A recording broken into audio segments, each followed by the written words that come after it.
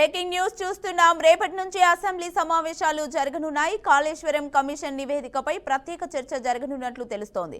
అలాగే ఘోష్ కమిషన్ నివేదికను ప్రభుత్వం ప్రవేశపెట్టనుంది.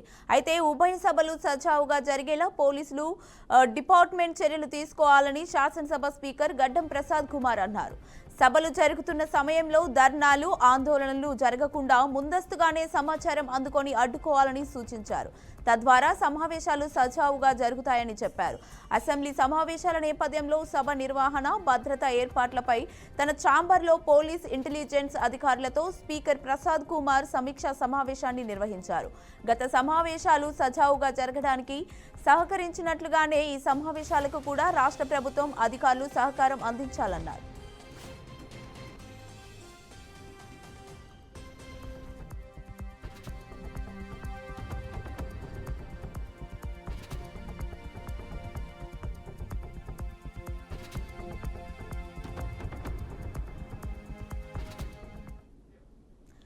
రేపటి నుంచి అసెంబ్లీ సమావేశాలు జరగనున్నాయి. కాళేశ్వరం కమిషన్ నివేదికపై ప్రత్యేక చర్చ జరగనున్నట్లు తెలుస్తోంది.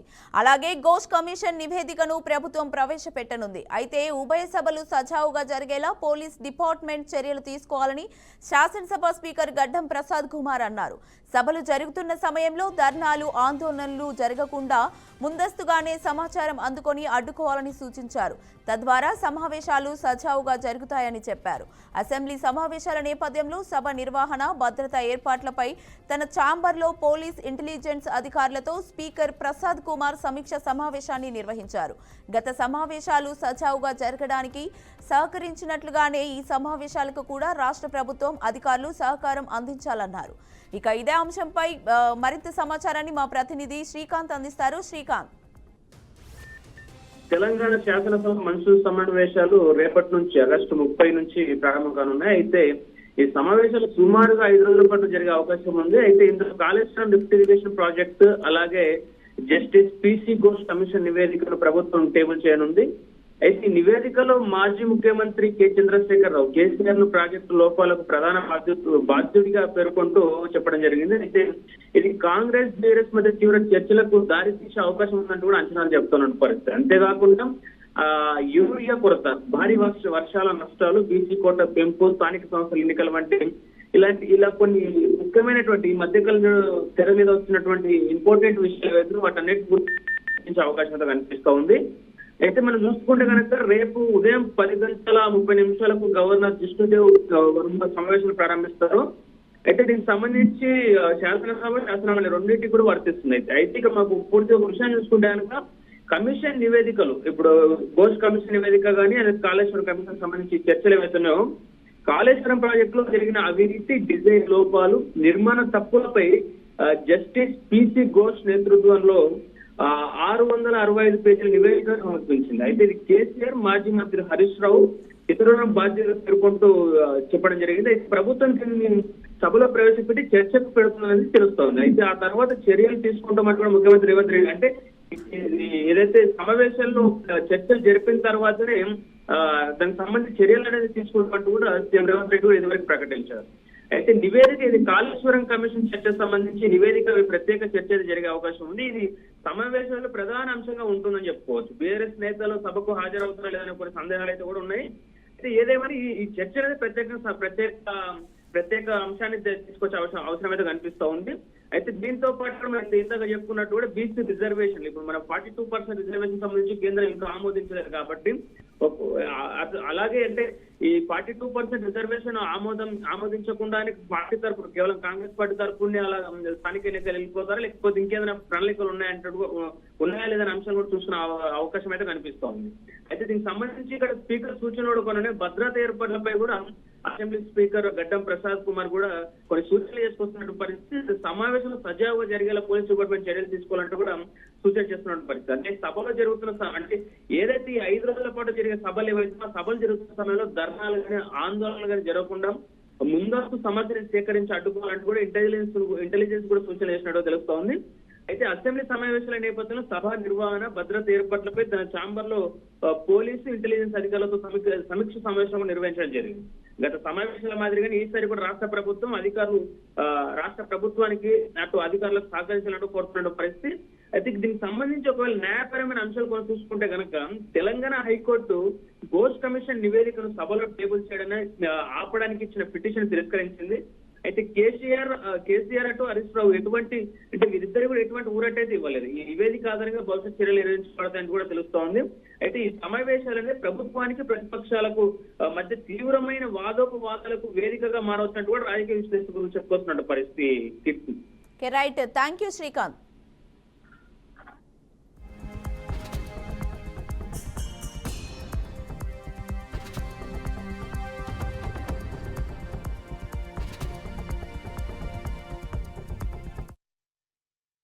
దేశవ్యాప్తంగా గత వారం రోజుల నుండి భారీ వర్షాలు కురుస్తున్నాయి. ముఖ్యంగా ఉత్తరాది రాష్ట్రాల్లో భారీ వర్షాలతో వాగులు, వంకలు, నదులు పొంగిపొర్లుతున్నాయి. ఉత్తరాఖండ్లోని రుద్రప్రయాగ్, చామోలి జిల్లాలో కురుస్తున్న కుండపోత వర్షాలు పలు గ్రామాలను ముంచెత్తుతున్నాయి. ఉత్తరాఖండ్లో తాజాగా మరోసారి మేఘా విస్ఫోటనం సంభవించింది. ఈ విపత్తులో పలువురు ప్రాణాలు కోల్పోగా పలు చోట్ల ఇల్లు కూలడంతో పదుల సంఖ్యలో ప్రజలు శిథిలాల కింద చిక్కుకున్నారు. మొపోటా ప్రాంతంలో భారీ వరదల్లో ఇద్దరు కొట్టుకుపోగా పశువుల కొట్టం కూలడంతో దాదాపు 20 పశువులు జలసమాధి అయ్యాయి. మేఘా విస్ఫోటనం కారణంగా రుద్రప్రయాగ్లోని అలకనంద, మందాకిని నదులు నీటి మట్టాలు భారీగా పెరుగుతున్నాయి. రుద్రప్రయాగ్లోని హనుమాన్ ఆలయం పూర్తిగా వరద నీటిలో మునిగిపోయింది. వర్షాల కారణంగా కొండ చర్యలు విరిగిపడడంతో 180కి పైగా రోడ్లు మూసుకుపోయాయి.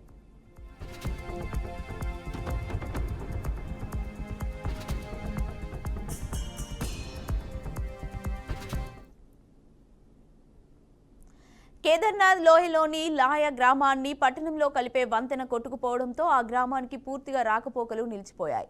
భారీ వర్షాల దృష్ట్యా రుద్రప్రయాగ్, బాగేశ్వర్, చామోలి, హరిద్వార్ మొదలైన జిల్లాలోని విద్యాలయాలను మూసివేశారు. ఉత్తరాఖండ్లో భారీ వరదలు సృష్టిస్తున్న అల్లకల్లోలంపై ఆ రాష్ట్ర ముఖ్యమంత్రి పుష్కర్ సింగ్ ధామీ స్పందిస్తూ తీవ్ర విచారం వ్యక్తపరిచారు. రుద్రప్రయాగ్లోని బాసుకేదర్ తహసీల్, చామోలి జిల్లాలోని దేవల్ ప్రాంతంలో మెగా విస్ఫోటనం కారణంగా అనేక కుటుంబాలు వరదల్లో చిక్కుకుపోయాయని, నీరు ఉధృతంగా ప్రవహిస్తుండటంతో సహాయక చర్యలకు ఆటంకాలు ఎదురవుతున్నాయి. వరద ప్రవాహం ప్రమాద స్థాయికి చేరువలో ఉండడంతో పరిస్థితిని అదుపులోకి తీసుకురావడానికి అధికారులు తగిన చర్యలు తీసుకుంటున్నారని పేర్కొన్నారు.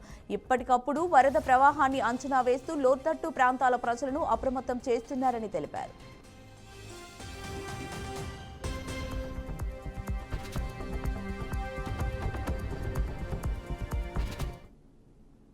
వరద ప్రవాహ దాటికి ప్రజలు, అడవుల్లోని మూగజీవాలు సైతం భారీ స్థాయిలో మృతి చెందినట్లు అటవీ అధికారులు పేర్కొన్నారు. వరదల్లో గల్లంతైన వారి గురించి ఖచ్చితమైన సమాచారం లేకపోయినా చాలా మంది ఆచూకీ తెలియడం లేదని అధికారులు తెలిపారు. ఆకస్మిక వరదతో తప్పించుకునే మార్గం లేకపోయిందని వివరించారు. ఇటీవల ఉత్తరాఖండ్లోని రామ్నగర్ పెద్ద కాలువలో వరద నీటి దాటికి చిరుతపులి కొట్టుకుపోతున్న దృశ్యాలు సోషల్ మీడియాలో వైరల్గా మారాయి. గ్రామాల్లోని జంతువులు, పశువులు సైతం భారీ సంఖ్యలో ప్రాణాలు కోల్పోతున్నాయని అధికారులు వెల్లడించారు.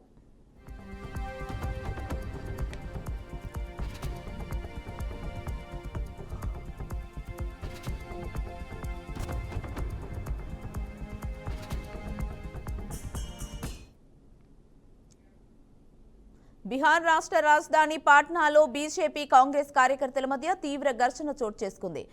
గర్భంగాలో రాహుల్ గాంధీ నిర్వహించిన ఓటర్ అధికార్ యాత్రలో కాంగ్రెస్ కు చెందిన వ్యక్తి రఫీక్ ప్రధాని నరేంద్ర మోదీ, ఆయన తల్లిపై అగౌరవ వ్యాఖ్యలు చేసినట్లు ఆరోపణలు రావడం ఈ ఘటనకు కారణమైంది.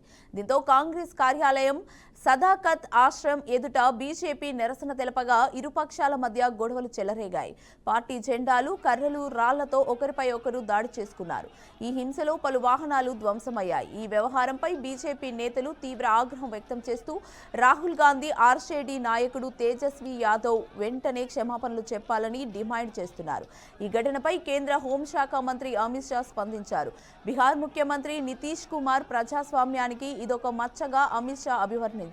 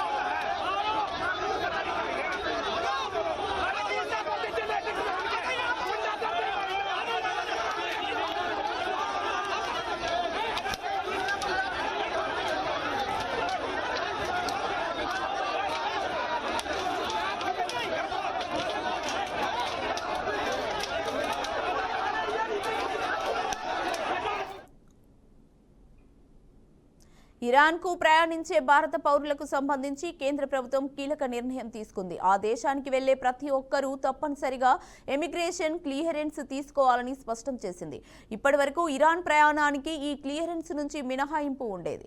అయితే ఈ మినహాయింపును రద్దు చేస్తూ భారత విదేశాంగ మంత్రిత్వ శాఖ అధికారికంగా ఉత్తర్వులు జారీ చేసింది. భారత పౌరుల భద్రత, వారి ప్రయోజనాలను కాపాడే ఉద్దేశంతోనే ఈ నిర్ణయం తీసుకున్నట్లు విదేశాంగ శాఖ తన ప్రకటనలో పేర్కొంది. ఇమిగ్రేషన్ చట్టం 1983లోని సెక్షన్ 41 ప్రకారం కేంద్ర ప్రభుత్వానికి ఉన్న అధికారాలను ఉపయోగించి ఈ కొత్త నిబంధనను అమల్లోకి తెచ్చినట్టు వివరించింది.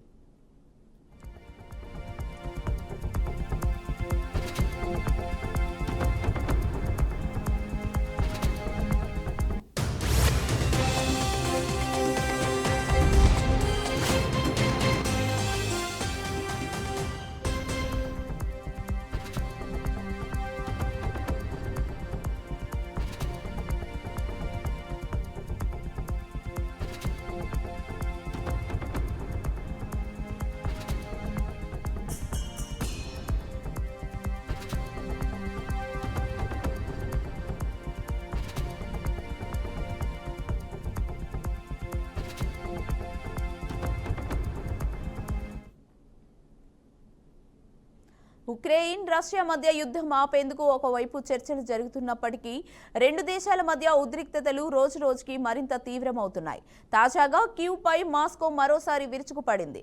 రష్యా జరిపిన సముద్ర డ్రోన్ దాడి కారణంగా ఉక్రెయిన్కు చెందిన అతిపెద్ద నిఘా నౌక సింపోరేపోల్ ధ్వంసమై మునిగిపోయింది. ఒడిశా ప్రాంతంలోని దనూబే నదిలో మోహరించి ఉన్న సింపెరోపోల్పై రష్యా సముద్ర డ్రోన్తో దాడి చేసింది. ఈ దాడిలో నౌక పూర్తిగా ధ్వంసమై నీట మునిగినట్లు రష్యా రక్షణ మంత్రిత్వ శాఖ ప్రకటించింది. ఈ విషయాన్ని ఉక్రెయిన్ కూడా ధృవీకరించింది. ఈ ఘటనలో 4 సిబ్బంది మరణించగా మరికొందరు గాయపడ్డారు. సముద్రంలో గల్లంతైన కొంతమంది నావికుల కోసం గాలింపు కొనసాగుతున్నట్లు అధికారులు వెల్లడించారు.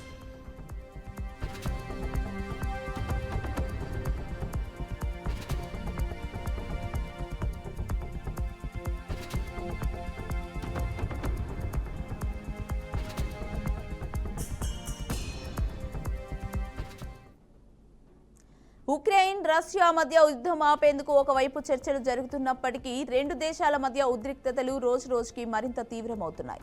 తాజాగా కీవ్పై మాస్కో మరోసారి విరుచుకుపడింది.